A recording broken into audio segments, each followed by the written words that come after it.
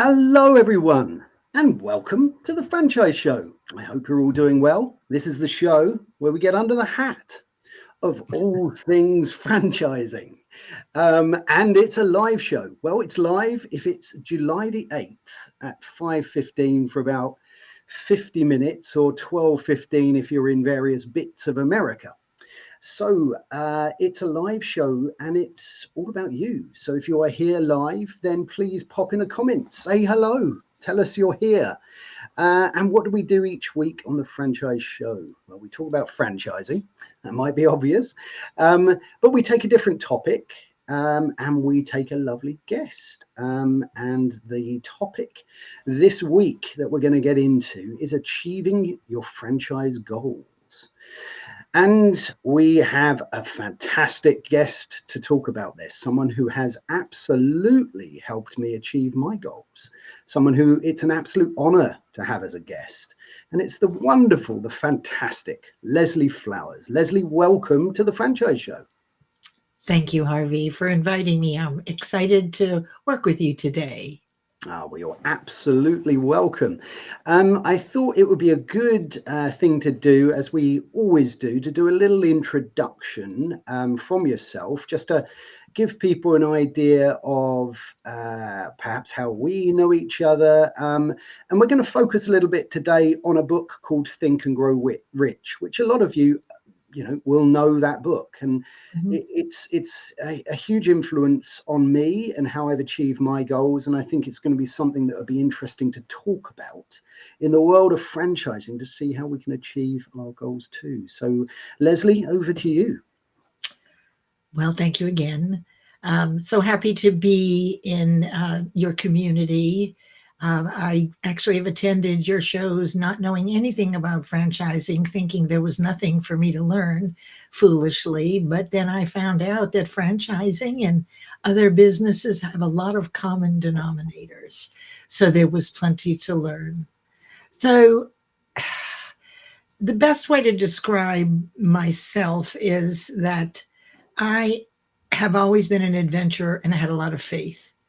And I've lived my life large, pretty fearlessly, actually, mostly because I was unaware of the impact of fear on my own self-image. And for years, I studied leadership development and personal development, quantum physics, metaphysics. This is after I retired 45 years in corporate, Harvey, where I was the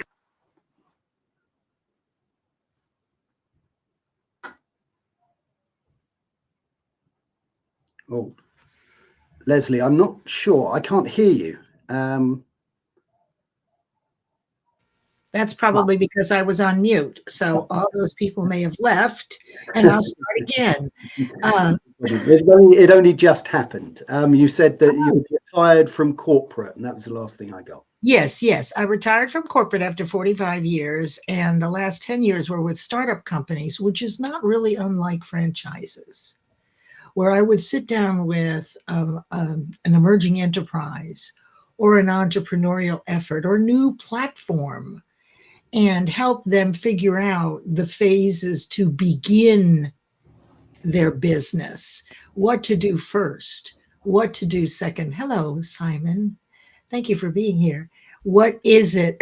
What is the sequence of purpose?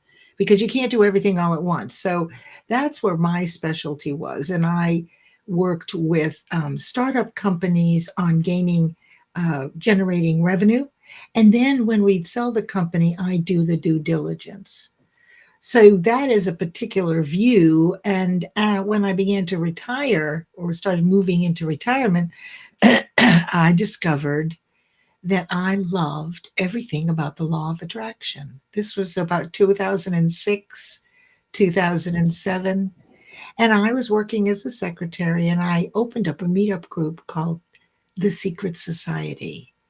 And that's where my love for universal law, principles of success, and I already loved leading people, right? So in a short order, after about 6 months of really enjoying doing this, I ended up on a website And I won't tell you how, but it happened to be Bob Proctor's website. Now, Bob Proctor is the world's, or was the world's, leading thought leader on the principles of success. Hi, Lisa. That's the principles of success are known as Carnegie's principles of success, and they are in Think and Grow Rich, which is the #2 bestseller of all times in personal development, written 100 years ago. If you look carefully, most all successful business leaders have used these principles of success one way or another. I mean, it's the second bestseller to the New Testament. And it has the actual roadmap to become a millionaire if that's what you want to do. So one would think, and I started thinking, well, if this has sold millions, if not a billion copies, and it has the roadmap to success to be a millionaire, why aren't there more millionaires? Why isn't everybody who bought the book a millionaire? And therein lies the beauty of managing our minds and what we think about, and growing in awareness and learning and applying. And so over the last 17 years, I have taken 500 people through my 12-week hybrid program, which is an extrapolation of Think and Grow Rich in all my years in personal development, to make it better, to refine it, because I had been in deep study for 20,000 hours. So now I could see the flaws. I could see the simplicity. There was no forest for the trees anymore. It was like boiling it down to a simple process. And so that's what I've been teaching people. And you have picked it up just by showing up on my Friday show. You were not in my 12-week program, of which I've done 65 quarterly programs for people. And I don't do that so much anymore because I'm kind of semi-retired. But that is my work, is to give you new ways of thinking objectively, so that you can make the right decisions. And it all begins with the introduction in Think and Grow Rich, which is defining your definite purpose. And we were talking about that. Speak about what you were saying about definite purpose and how important it became to you, Harvey, please. I certainly will. Before I do that, I just want to say hello to a few people who have joined us here already today. We've got my lovely friend, Simon Wise. Great to have you with us, Simon. He's put hello, franchise friends. Well, hello to you as well, Simon. Simon, I know, has been very busy judging some awards, I think, today. So his brain is probably fried. I'm sure he'll come up with a good question about franchise goals, how we achieve them and how he achieves his goals. Simon is, of course, a franchise recruiter here in the UK. So if you're looking to get your wonderful franchise people, reach out to the lovely Simon. We have Lisa Feverick. Of course, Leslie, you know Lisa as well. So she put, hi, everyone. Well, she's a registered dietitian, Harvey. And she, just so you know, Lisa helps people experiencing the menopause decades, not only women, but their partners, and how to eat properly to help get rid of some of the many symptoms that are experienced over several decades sometime. And she has a show, in fact, this afternoon, I think about 4:30 or 5 Eastern. So thank you for letting me share that about Lisa. No, not a problem. Absolute pleasure to have Lisa with us as well. And finally, we've got the lovely Penny Hopkinson with us. Love Penny. Penny is, of course, a author, and I have her book here. She's one of our lovely sponsors. Now, Penny, have I got your book the right way round today? I have. And there it is, Manual Magic. And it's all about your franchise ops manual. So if you want to get your franchise manual the right way round, then speak to Penny. And I've got to put up your QR code as well now, Penny, when I can find it. There it is. And Penny will be a future guest, of course, on this show. And she's put, hello, Harvey and Leslie. Hello, franchise friends. Love this book. Well, I love this book as well. It's a book that I've given to my older son. It's a book I'll give to all of my children. But it's a book I think that everybody can take something away from. I mean, here in the franchise community, we're all looking at achieving our goals, whatever those goals might be. And I think I was always swamped with too many ideas, too many exciting things that I thought, oh, wow, this is a good idea. I'll do this as well. I'll do that. I had too many balls in the air. And when I was introduced to Leslie, I think by Don Cohen, and started watching her program, which I'm always a big advocate of. Fridays, please tune into that. It's a book all about the teachings of Think and Grow Rich. So I'll put a link to that in the comments.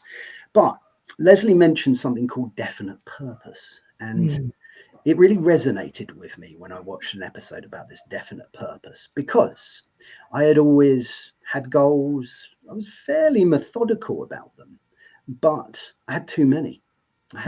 So I didn't have a definite purpose. I had 20 definite purposes, and they weren't really definite purposes. So therefore, none of it was ever getting none of it was getting done. Right. I didn't achieve those goals. And the idea of taking something you want to do. Now, if you're a franchise, let's say you're a franchisor, and you've got this business in your mind, you've created it, it's your definite purpose, and you can break that down into a few goals. Well, this is a great way of doing it. And my purpose was actually to get support for this fantastic show. And that was my goal. That was my, I wanted to get the wonderful sponsors that support the show. And I put that up there as a goal, and it had a 3-month goal, and that was in April 2024. And I didn't achieve it in 3 months. So I put it up again for 3 months, and I didn't achieve it. I was getting closer, and I kept putting it up there, and I wouldn't give up until I had achieved it. Well, 1 year later, I did achieve it. But I didn't put any other goal up there. And it's what I said in the morning, in the evening, and it became a definite purpose. So it was a fascinating thing, and it felt, and it always did feel like a bit of a missing piece of the jigsaw puzzle. Mm-hmm. I had the ideas, I had the belief, but when you achieve something like that, that belief is cemented, isn't it, Liz? Yes, actually, it is the achievement of that goal that develops and redevelops and further develops our self-esteem and self-confidence. So it's really important that it's consistent. So part of the reason you want to do only one goal certainly is to achieve it, because when you have too many, you don't. Excellent point. But because you want to be able to replicate the process so that the next goal will also be achieved, because confidence and ability and deservability and our self-worth grows as we set and achieve and set and achieve, and the momentum in our business grows, as opposed to sometimes we hit it, sometimes we miss it. Sometimes we hit it, sometimes we miss it. There's no momentum. There's no growth of confidence and self-worth. When you achieve that one, you're very excited and proud. But if you haven't tracked the process to repeat it, because that's all I've ever done, I figured out what creates the things we have faith in. And our fears are what we have the most faith in. How did we get them?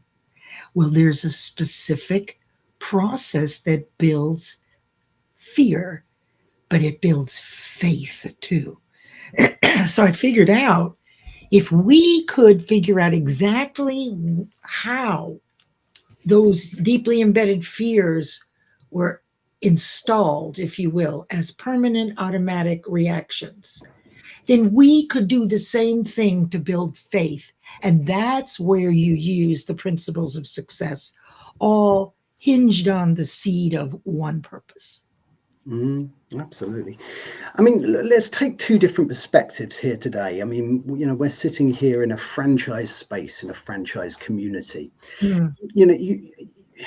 A mixture of what I know about franchising and what you know about the teachings of Think and Grow Rich. Mm-hmm. I mean, franchising is a way of scaling a business, Mm-hmm. and enjoying the success and challenges of those businesses together as a larger family, I suppose. But where do you think the principles can fit in from? Let's take a couple of perspectives. Let's take the perspective, first of all, let's take a perspective of franchisor. Right? Now, we've got new franchisors that have got a business idea, and are thinking about franchising that.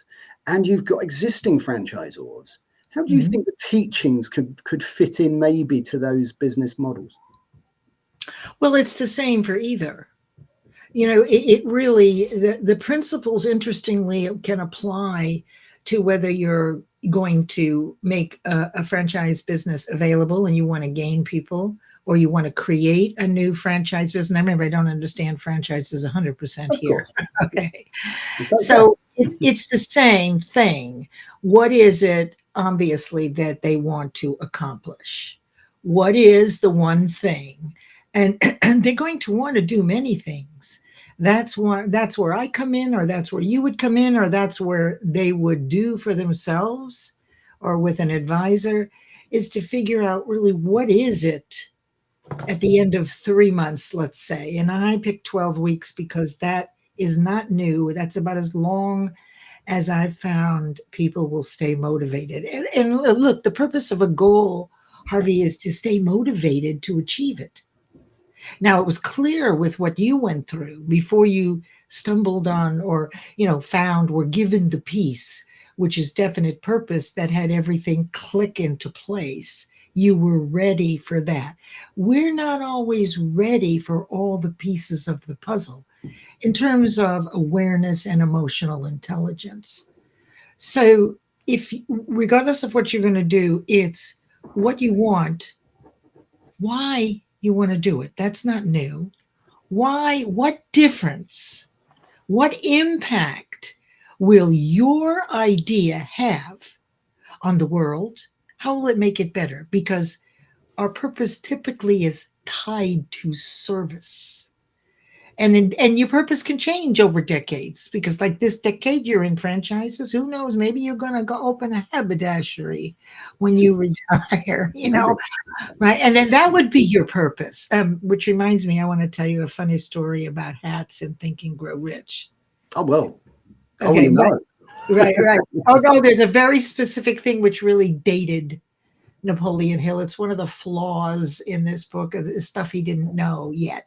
Now I'll forget where I was before. Okay, so the thing is also, are you compelled? Because you're going to have certain fears. You failed before. Money is a fear, poverty. What happens if I fail? I've failed before, right? It's humiliating. What if I think I'm too old? What if I think in this environment I might get sick? Like if you were a doctor going into Africa, how come during the Ebola crisis, how come they didn't get sick and die too? You really have to think about this. It's because their definite purpose, the one thing that they're compelled or almost obsessed to do, is to complete this in the face of all the fears. And there are 6 fears. So that's why so few people actually achieve, is because we have a set of program fears that we've earned. We've earned our stripes. People will tell you, ignore your fears. It's really about keeping your friends close and your enemies closer. It is fear that you've earned at a very young age that will squawk as soon as you come up with a new idea. Well, Leslie, you can't do that. Don't you remember when you did this and you failed? And most of us will say, yeah, right, bad idea. And If you are compelled, like you're the one, you don't know how to do it. And that's another thing. To be compelled and obsessed, if you will, to an extent, in a good way, with this thing that you'd like to bring in, this franchise model that you know will work because you're an expert, because you know where the flaws are, you know you can make it better, you know you can. Yet, we all have these doubts about ourselves and our ability and deservability. So it has to be, Harvey, singular and purposeful enough that even if you don't know why, or particularly you have no clue how, you do know why, but you do not know how, you cannot know how to do it because you would have already. So whether it is that you want to create a new model, whether you want to sell your business or step into a franchise business, which requires investment, that's going to bring up your fear of poverty. Oh my God, where am I going to get that money? Some of them are 100,000, 200,000. Never mind that there are payment systems and the books say that you will earn back in so many years. Never mind that. The automatic fear is, I can't afford it. If, however, anything that you want and have a burning desire for, like you are the one, you don't know how, you just know you're the one to do this and you will come hell or high water, all those fears are shut down temporarily. And that's when they're the worst. Mm. When you first start out is when most people give up. But once you've learned to kind of outwit those fears, to go back to why did you do this in the first place? What makes you think you're the one? You just know it. You just know it. Does that answer your question? Oh, let me It tell you does. It did does. that answer your question? Absolutely. Yeah, absolutely. Yeah. No, it's fantastic. I love it. One of the things I wanted to talk about, Mm, because you mentioned there about expertise. Now, franchising is mm, if you're now, let's talk about from the perspective a little bit of a franchisee for a moment. As a okay. franchisee, you are Mm, tapping into the expertise of yes. a franchisor and of a network. And it's well known, certainly here in the UK, that somewhere around, I think it was about 60% of businesses, non-franchise businesses, unfortunately don't make it. They fail. Right. And Right. that figure is considerably Mm, less than 10% for franchise businesses. Now, that's because they are seeking expert advice. And I always go back to this story of 3 foot from gold. And you know uh, what? I thought it might be worth you telling that story a oh, little I'll be in a happy to. brief way, because it's a story that I often think about. And it's a story Mm, that if you are a prospective franchisee listening into this, mm, but I think mm, it's going to be relevant, because if you try and go it alone, sometimes, and you may well give up before you should do. So perhaps yeah. share that story from Think and Grow Rich with us. Sure, sure. And I'll do it expeditiously. R.U. Darby, back in the gold rush days, got the bug and decided to get investments from his family and headed out to Colorado and found a mine that he could take over and begin to mine the gold. And things were going really well for him. He had, like I said, he had done really well, but he needed more equipment. So he covered up the mine and hid it and went home again to borrow big bucks. And his family and his friends, because he knew he had the mine, right? He hit gold. So he got all the equipment and things were going great for him. R.U. Darby was sending money in to be gold in to be processed, and the money was flowing. And then all of a sudden, one day it stopped. All that expensive equipment, the gold vein seemed to dry up. No more gold seemed to be mined. And they continued to drill and do all the things that you would do, especially with all that equipment, Harvey, to no avail. Mhm. So Darby gave up. He sold all the equipment for a couple of $100s to the site junk man. So there's a guy on site, right, who helps all the different people who are mining, and he was able to unload all that equipment for a couple of $100. Now, this is the important point that you want to get. The junk man went to the site geologist, sought expert advice, and this is specialized knowledge as one of the principles of success. See, R.U. Darby didn't do that. He didn't know to do that. That was the missing piece. And the geologist took a look at the site and said, you're 3 feet from the vein picking up again. Now, R.U. Darby went home, and he did eventually pay back everybody. You'll be happy to know.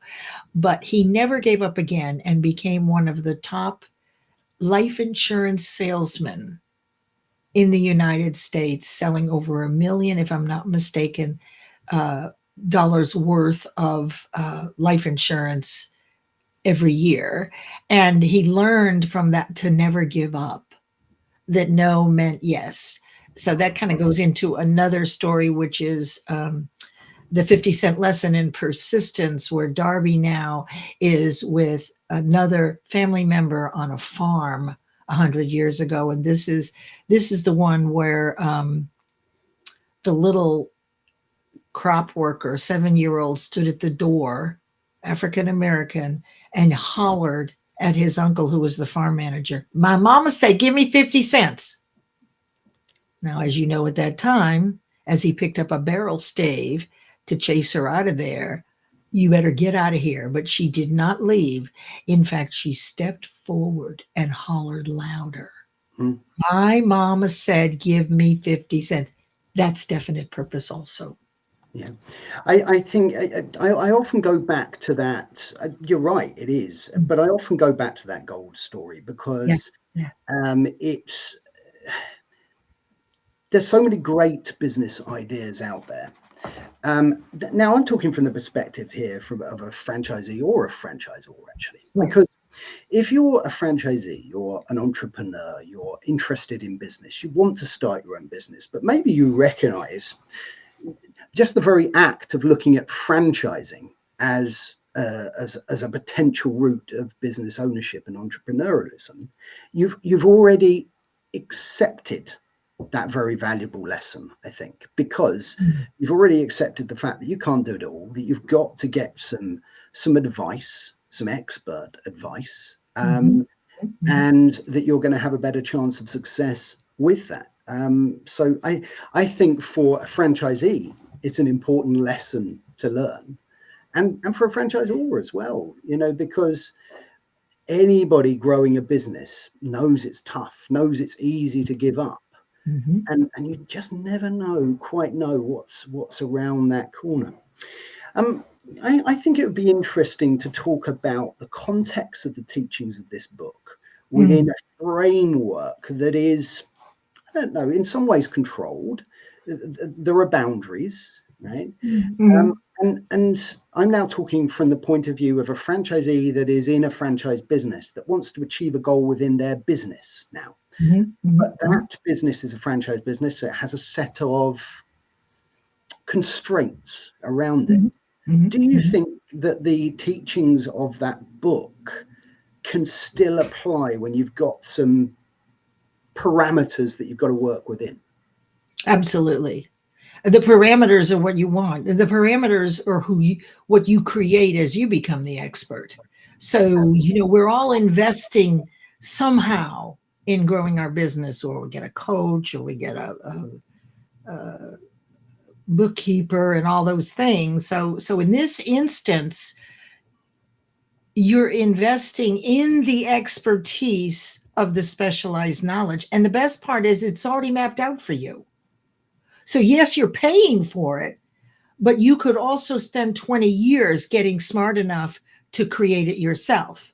So I really think that if you are in love with the service, right, and it's heart-centered, and it aligns with your values and the things that are important to you, they also have a record, a success record. And really what, who was the late Penny?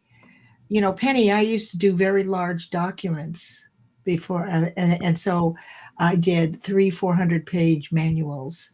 So let me just tell you, there you go, what I can tell you about the value of the protocols or the standard operating procedures. Whatever you're paying, it's not enough. I mean, look at it this way. The senior in high school is an expert to the freshman coming in.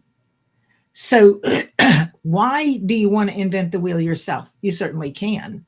But if you're clear and there's already a business model out there and you have the funds, or let's say that you're compelled enough to see the service and the impact this will have, and this is it for you. You're doing this for this decade. You don't know what's coming next, but you're in love with it. You're in love with the idea, but you don't know how you're going to do it. This specialized knowledge is a very smart investment because these are the seniors while you're the freshman.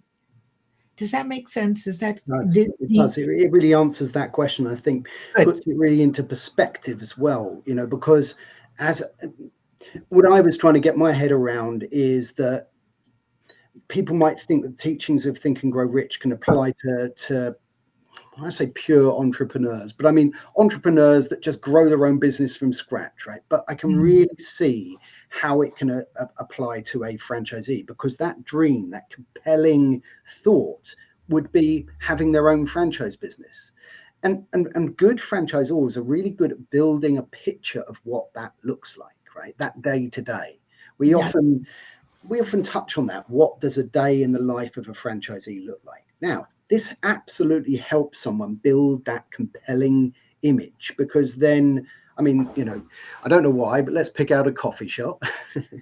But, if a coffee shop or a burger shop, whatever it is, right? But if that was your vision, your goal, that was what was compelling, your definite purpose to open this coffee shop, right? You can see it. I remember speaking to a potential franchisee, and they gave me the best description ever because I would often see, what does your day-to-day look like in your mind running this business, to see how compelled they are, to see how well they've got that in their mind.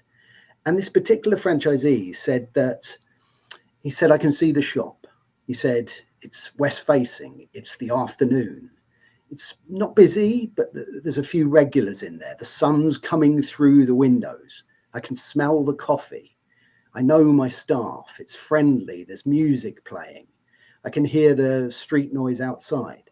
He built such a compelling picture of what it would feel, what it would look like, what it would smell like to run his coffee shop, that you could see he had that absolute.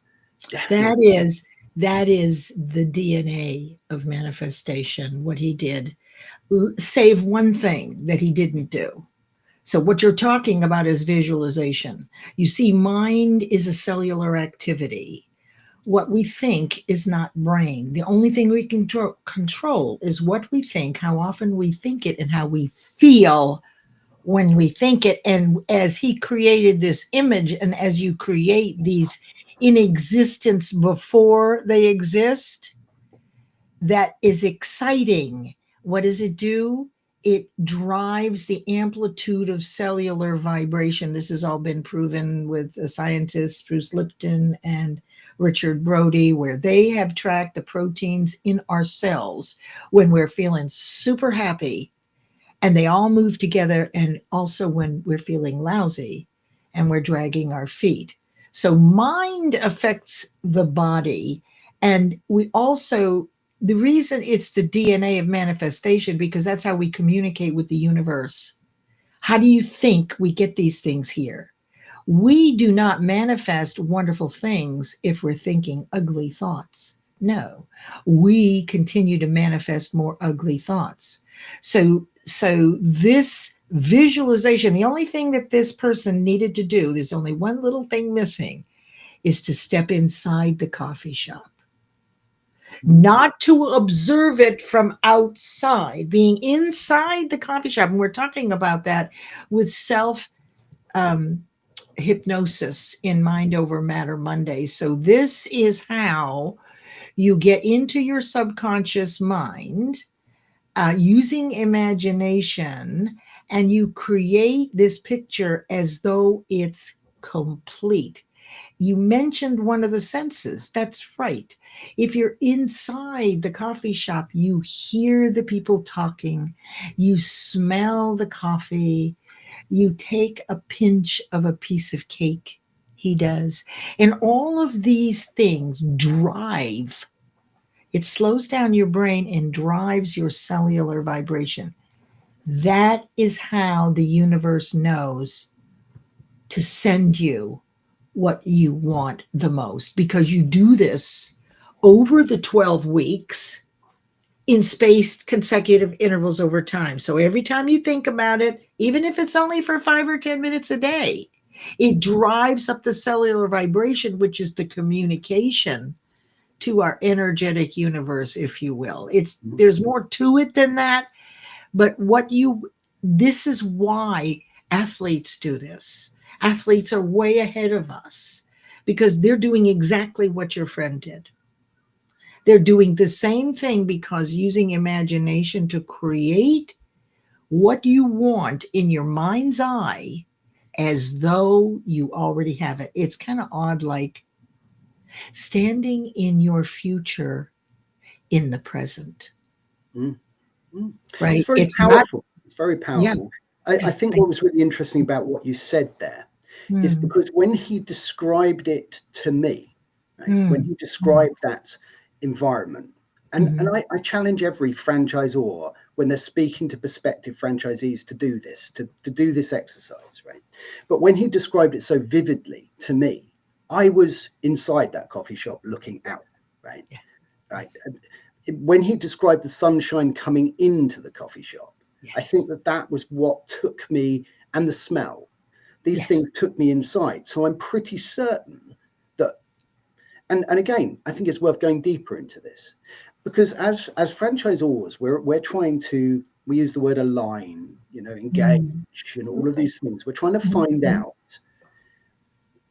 who is going to make good franchisees, and we're doing this by doing some obvious physical checks, financial checks, asking good questions, but actually doing this exercise. And it doesn't matter whether you've got a pet care business, whether you've got a restaurant business, even whether that's a tax business, right? Because people who are passionate about numbers are passionate about numbers. So, to do that exercise, to really see how they build that picture, it sort of shows you at what level of engagement and alignment they're at. Let's welcome Natalia Hummer here today. Natalia's put, "Hello, Harvey. Love this book. Read it at least 4 times." Well, that's excellent. And, it's such a good book. I've read it a couple of times, but I've got to get myself another copy now because I keep giving it away. But it is a great book. But Leslie said a thing to me which I found really interesting. And I'm going to leave this comment up here because Leslie said that there's a difference between reading and learning, and Study and study. yeah, and studying, yeah. Yeah. And I think it's really interesting because I always had this, people will see behind me over Yeah. there's loads of books. Now, I'm not a great reader of books, so I'll fully admit that, and it's partly because it takes me time to Mm. take it from being words on a page to it being a moving visual story in my mind, right? Once it Mm. happens, I'm there, I'm absolutely there. Mm. And again, I think with a franchisee and a franchisor in that relationship, when they're trying to understand that level of engagement, that level of excitement, sometimes it's going to take people a little bit longer to do that. Mm. Mm. Some Mm. people can pick up a book, start reading it for 5 minutes, and they're there straight away. Put it down, and they're back out. For me, often I can't do that unless I'm on holiday. So it takes me a while to get there. But once I've visualized it, So, it's very powerful. And I think particularly for me, because it takes so long to get there, that, it's that definite purpose then absolutely comes. Before we move on, if you have just joined us today, this is the Franchise Show. Today is a really interesting episode, and we're delving deep into goals and how we go about the kind of cellular activity of achieving our goals. this is not just writing down a to-do list and hoping that might get Right. done. This is a really interesting stepped and staged process of achieving a goal. And it's really important in your franchise business. It's important when you're supporting your franchisees and helping them achieve their goals, to have a process that allows that to be successful and allows that to be repeatable. Leslie, you mentioned that before. Yes. It's really important that there's a process in there. Franchising is about a process. It's all about a process. Actually, you're buying a model that's tried and tested.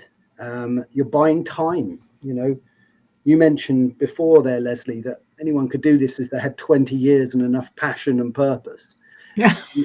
But it's the 20 years and all of the hurdles and all of the challenges and all of That's the right.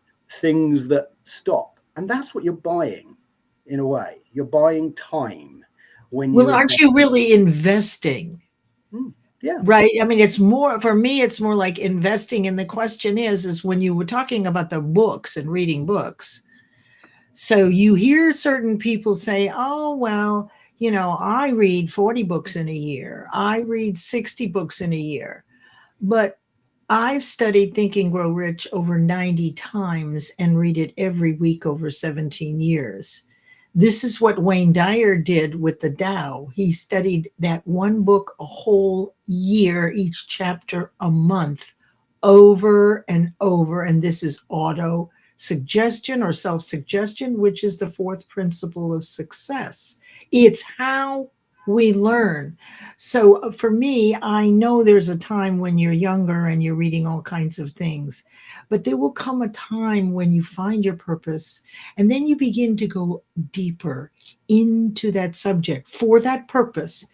And I say that you can have different purposes because over my life, I have different decades. I mean, I had 2 decades when my purpose was raising my children.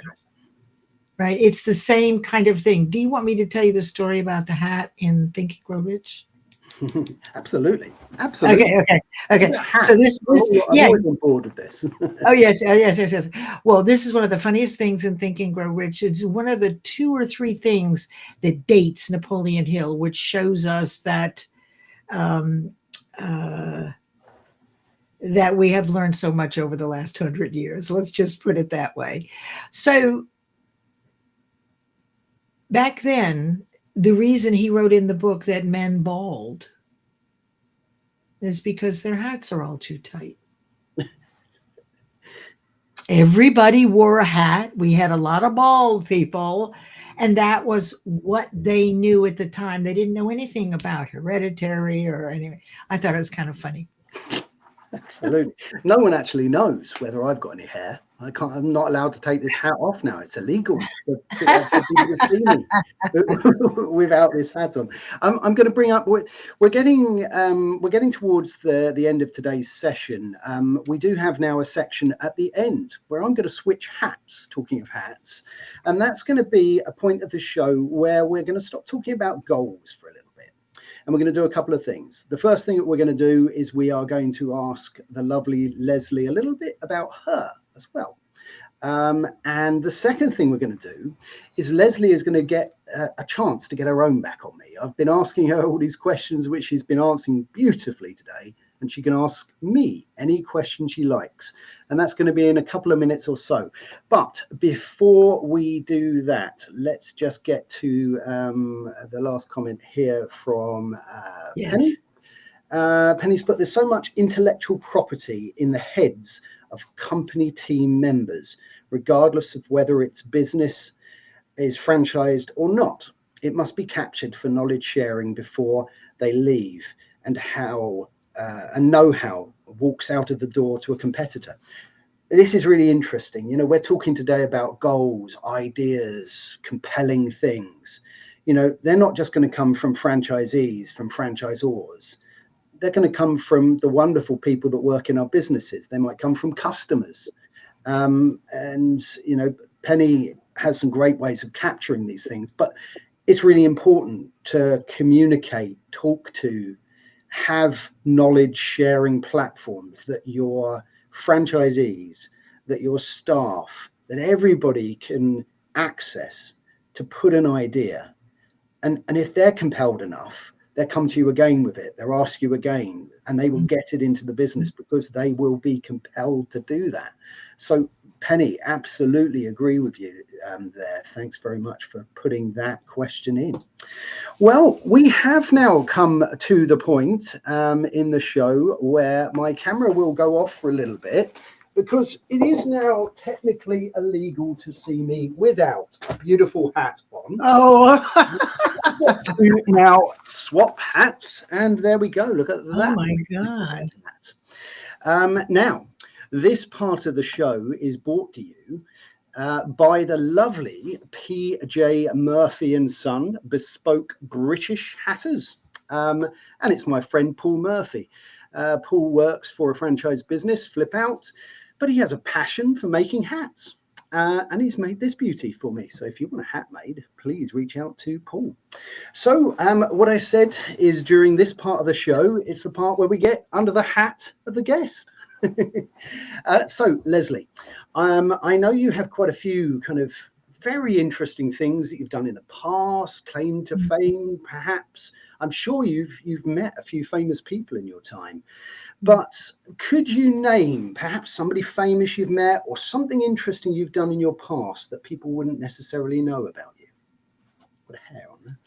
Oh, that they wouldn't know about me? Yeah. Okay, well, I mean, so you wouldn't know that I performed for Burt Lancaster at UCLA in 1963 in a summer drama program. And, wow, that's amazing. What was that like? Nervous, didn't know what I was doing, right? I was only 16 or 17, but just having a great time.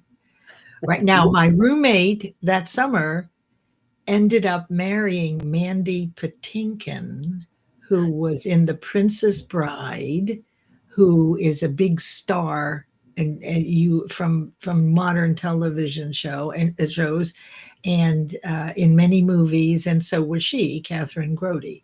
But that was when I was 16, and then when I was 17, I was accepted into the #2 drama school in the United States, San Francisco State University. So I have a lot of theater background, but those of you who know me know that I sing on all my shows. You do. But you wouldn't know that I flew troops into and out of Vietnam during the 60s, taking troops into and out into war zones with attacks and everything, as I lived in San Francisco and drove a sports car. Wow. Wow. And you flew, when you say you flew the troops, were you the pilot? No. I was the flight attendant. Oh, okay. Oh, wow. That's amazing. Yeah. So I lived in a place right down the road from Janis Joplin in San Francisco, very famous area, Castro and Castro Street. And I would be gone for 2 weeks, drive across the Bay Bridge usually to Travis Air Force Base, where we'd load up all the military dudes and we would leave, and the plane would hop around the whole Pacific. So we would go from Travis to Hawaii. We'd get off there for a couple of days. That crew would get on, so we played there. Then the next plane came through and we went to the Philippines, got off in the Philippines. Another crew took because this is a long distance, like 15,000 miles or something. And then the next plane would come in. They get off, we get on, we drop off everybody in Vietnam. Then we go pick up the ones that had been there a year and bring them home, and came back into the United States through Anchorage, Alaska, to go either across the country to Fort Dix, New Jersey, or to Travis on the West Coast. Wow. So those are a few things, right? Wow. But I've been around a long time, Harvey. Not at all. I have 12 books, right? I mean, I've never stopped moving my feet. It's my nature. Yeah, so of course. Well, look, and one final thing, I did promise you that you could get your own back on me, and now ask me any question you like. You don't have to. You can let me get away with this, but if you would like to, now's your chance to ask me anything you wish. Tell us the story I'm asking you, embarrassingly, tell us the story how you met your wife and how you would not have met her had you not been persistent. I will tell you that story. Yes, because of course you know that story.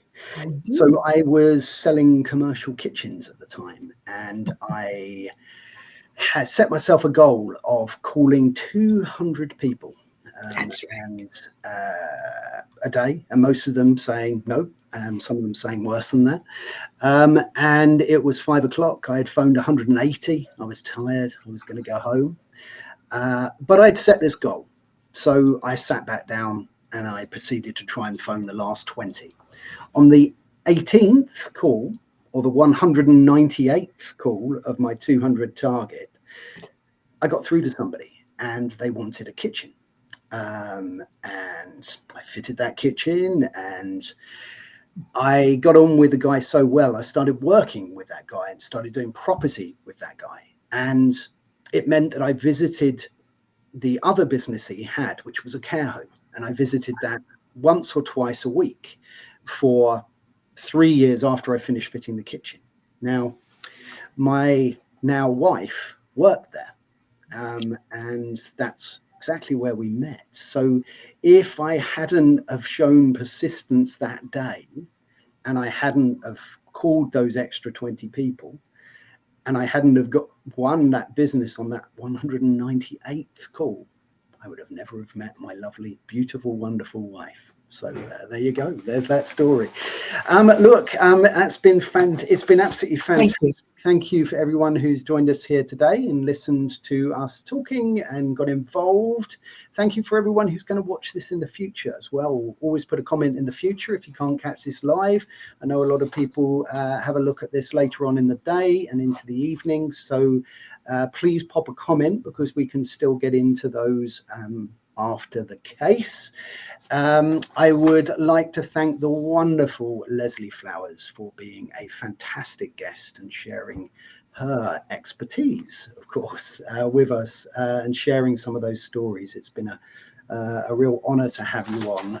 I'd like to thank you not just for this, but also for all your valuable advice to me as well. And finally, let's just talk about what's going on next week on the Franchise Show. So next Tuesday, 15th of July, we are going to be talking about franchise brain drain. So when Mm. go a little bit wrong, and when you've run out of ideas, perhaps. And that's going to be with the lovely Jan Timms. That will be 5:15 July 15th. And that's in the UK, or 12:15 EST if you are in America. So until next time, my friends, take very good care and see you next time. Cheerio.